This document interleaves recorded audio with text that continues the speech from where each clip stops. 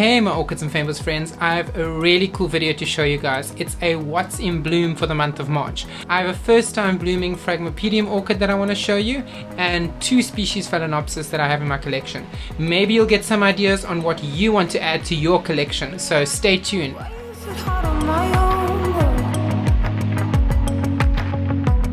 First up, we have the beautiful Cattlianthe white bridal Yuki. This one has an amazing sweet and spicy fragrance, very similar to that of clove.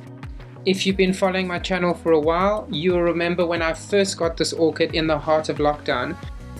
This is a very interesting story. Very interesting smell. Okay, so this is the Cattlianthe type white bridal Yuki. So, well, she has provided me with tons of blooms since then, through May, June and October of 2020 and February and March of 2021. This is such a floriferous Cattlianthe type.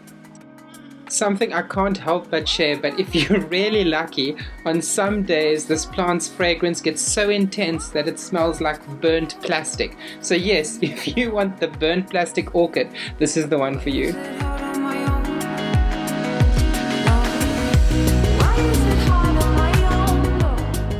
Then we have the first Oncidium I ever purchased back in January 2017. This is a very interesting little orchid. She's a 4N or tetraploid mutation of the Oncidium Jungle Monarch.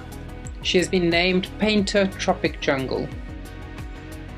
For interest's sake, tetraploid orchids have twice the normal number of chromosomes.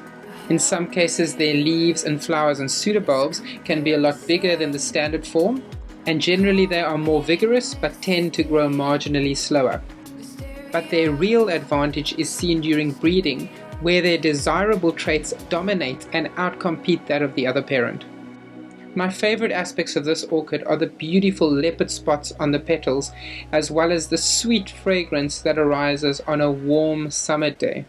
When she's in bloom, she resides in my cozy office to cheer me up during the dreary workday.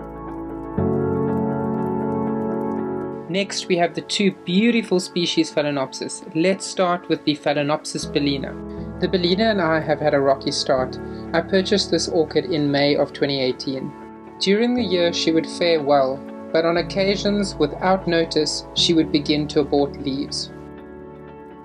But on the upside, she's stable at the moment and flowered for the first time in 2021. She's been looking a lot healthier and has been producing flower after flower since January.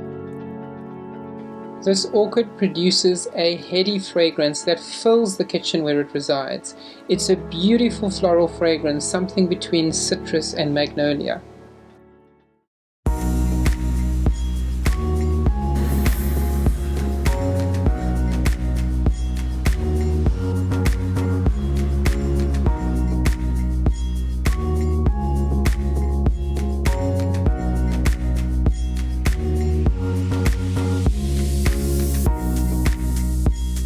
And then Phalaenopsis mentawaiensis. This is a very special orchid for me. She is from the Mentawai Islands off the coast of Sumatra in Indonesia. Isn't the patterning on this flower stunning? The species is almost identical to Phalaenopsis violacea and originally used to be considered a subspecies of Phalaenopsis violacea. The distinguishing feature of this species is its flower spike, which is almost 30 centimeters long, in comparison to violacea, which is around 10 centimeters in length. This orchid has a sweet floral scent with distinctive cinnamon notes. Then the star of this video, Phragmipedium Calurum. This orchid is a primary hybrid between Phragmipedium sedenii and Phragmipedium longifolium and has done exceptionally well in my environment. She currently has 4 fans, 2 of which are new growths and have yet to flower. By now you should have picked up a theme that I am particularly taken by spotted orchids, and I just love the spotting inside the pouch of this orchid.